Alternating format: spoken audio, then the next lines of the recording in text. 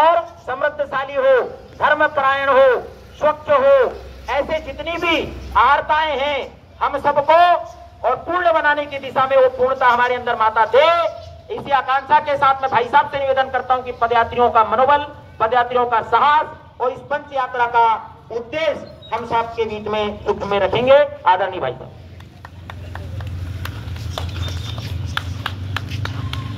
जय जय श्री राम।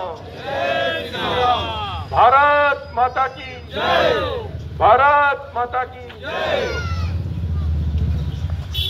जैसा कि महात्मा बीरेन जी ने बताया कि ये यात्रा एक उद्देश्य को, निश्चित उद्देश्य को लेकर निकल रही है।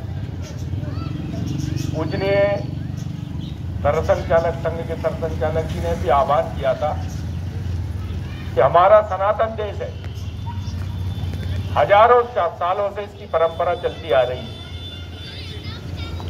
और इन हजारों सालों की परंपरा के कारण से बना लोगे वीडियो, मुझे आगे बढ़ चले एक विकसित सभ्यता और एक परिवार व्यवस्था भी खड़ी हुई है।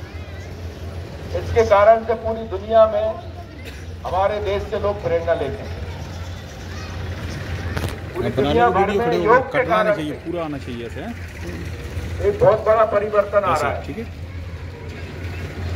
योग के कारण से लोगों का जीवन सुधर रहा है, बीमारियों से वो मुक्त हो रहे हैं और दुनिया आपस में जुड़ रही है। इसी प्रकार कोविड के बाद पूरी दुनिया को आयुर्वेद के बारे में पता चला कि आयुर्वेद के माध्यम से जो है हम अपना जीवन सफल एवं सुखमय बना सकते हैं। लेकिन क्योंकि भारत लंबे समय तक विभिन्न प्रकार के विचारों ने यहाँ पर शासन किया, उसके कारण से भी समाज जीवन में कई प्रकार की समस्याएं खड़ी हो गई।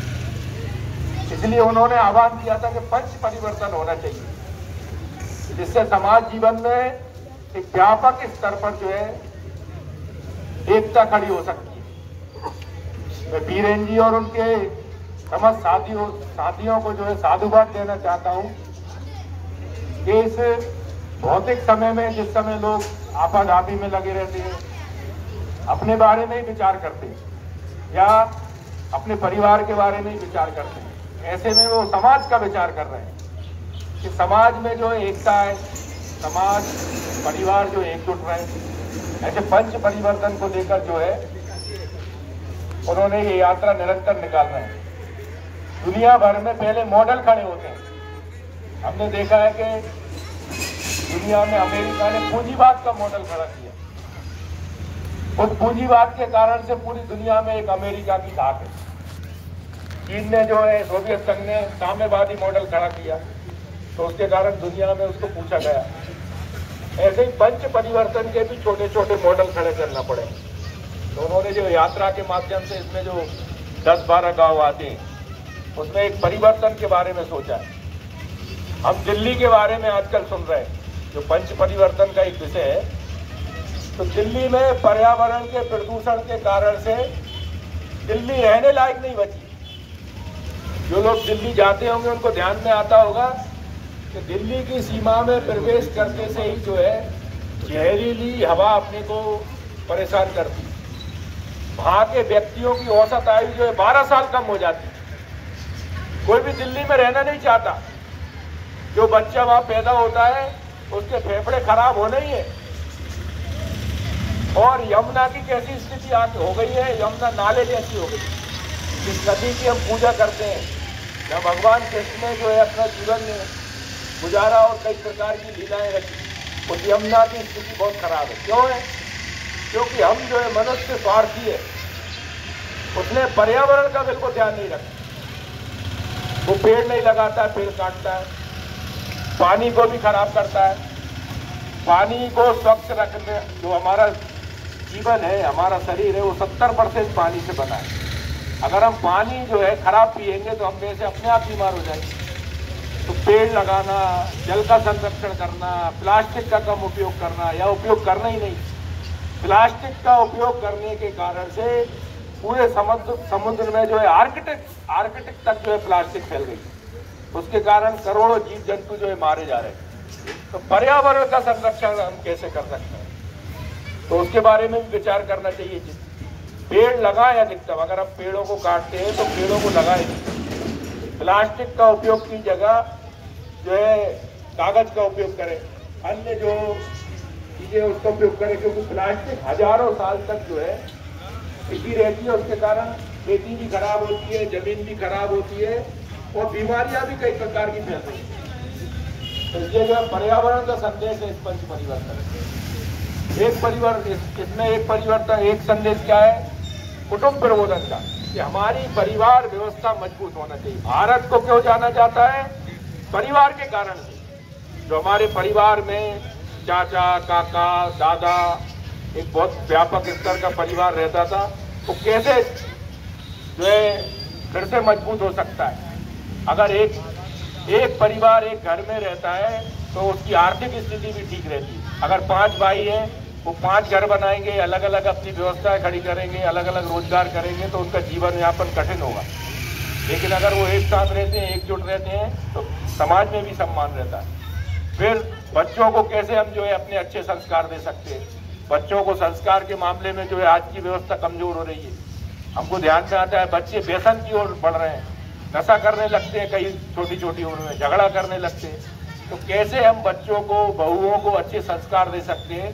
तो एक विषय पंच परिवर्तन में कुटुंब प्रबोधन, यानी उसमें साथ में परिवार भजन करेगा, साथ में परिवार जो है भ्रमण यानी तीर्थाटन पे जाएगा, कुंभ के मेले में जाएगा, जो हमारे तीर्थ स्थान है वहां पर जाएगा।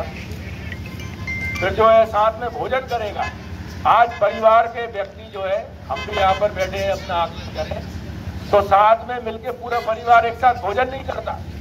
भोजन नहीं करता तो आपस में कौन क्या कर रहा है, बच्चे कहाँ जा रहे हैं, बड़े लोग कहाँ जा रहे हैं, बुजुर्गों की चिंता होना चाहिए तो वो हो रही है कि नहीं। साथ में अगर एक टाइम का भोजन, 2 टाइम का भोजन करते हैं तो सभी लोगों के बारे में जो है विचार करते हैं। तो इसलिए जो है साथ में भोजन भी करना चाहिए। तो ऐसा कुटुंब प्रबोधन में छोटे छोटे 10-15 विषय अगर वो करते हैं तो वो बड़ी परिवार एकजुट रहता है, उसमें झगड़े नहीं होते हैं, बच्चों को अच्छे संस्कार मिलते हैं, परिवार में एकजुटता रहती है। तो ऐसा एक कुटुंब प्रबोधन का विषय।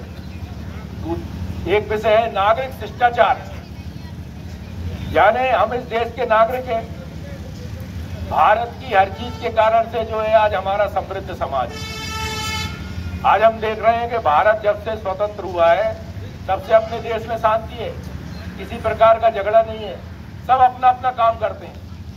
अगर हम दुनिया के किसी भी आप अपने देश के चारों ओर देखेंगे तो लोग एक दूसरे को मार रहे हैं, एक दूसरे को लूट लेते हैं। चाहे अफगानिस्तान को देख लिए, पाकिस्तान को देख लिए।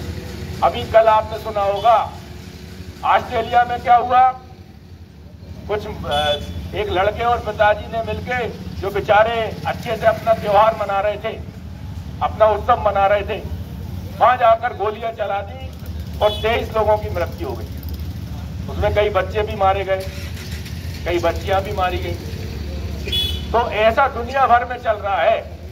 लेकिन हमारे देश में इतने प्रकार की भाषा बोलने वाले लोग रहे, इतने प्रकार के मत संप्रदाय के मानने वाले लोग हैं, लेकिन कितना शांति से रहते हैं। क्यों रहते हैं ये शांति से? क्योंकि हमारे यहाँ प्रत्येक नागरिक को पता है उसको क्या करना है। तो ये नागरिक शिष्टाचार के नाते से हम जो है लोगों को कैसे सिखा सकते हैं कि जो है समय पे टैक्स देना चाहिए, अपने आसपास कचरा नहीं करना चाहिए, दूसरों की मदद करना चाहिए।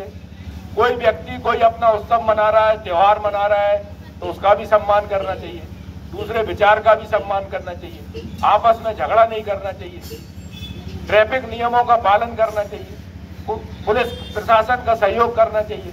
तो कुल मिलाकर नागरिक शिष्टाचार के नाते से हम अपने बच्चों को, बड़े लोगों को कैसे सिखा सकते हैं कि समाज जीवन में लोगों के साथ अच्छे से रहना है, सरकारी संपत्ति का कैसे उपयोग करना है, सार्वजनिक जो काम हम करते हैं उसमें हम कैसे लोगों का सहयोग कर सकते हैं, दूसरे मत संप्रदायों को जो है कैसे सहयोग कर सकते हैं। तो इस नाते से नागरिक शिष्टाचार भी बहुत बड़ा विषय है। नहीं तो हम अपने बच्चों को नागरिक शिष्टाचार नहीं सिखाते हैं तो वो समाज में जो उनकी एक स्वीकारता होना चाहिए, समाज में जो उनको अच्छे संस्कार आना चाहिए, वो नहीं आते, तो जो है समस्याएं खड़ी होती हैं। तो ऐसा तीसरा विषय जो है नागरिक शिष्टाचार का है। तो कुल मिलाकर ऐसे जो है 5 विषय को लेकर जो बीरेन जी जो यात्रा कर रहे हैं, जो लोगों को छोटे छोटे सभाओं के माध्यम से सिखाएंगे, हम सब लोग उसमें सहयोग करेंगे, तो निश्चित रूप से जो है ये यात्रा भी सफल होगी और हमारा ये आसपास का रानीपुर का जो क्षेत्र है वो भी समृद्ध होगा और हम जो है भाईचारे से रहेंगे और अपने एक दूसरे को जो परिवार है वो भी मजबूत होगा। इसके कारण से जो है यहाँ समृद्धि होगी। बस इतनी बात कह के मैं अपनी वाणी को विराम दूंगा। धन्यवाद।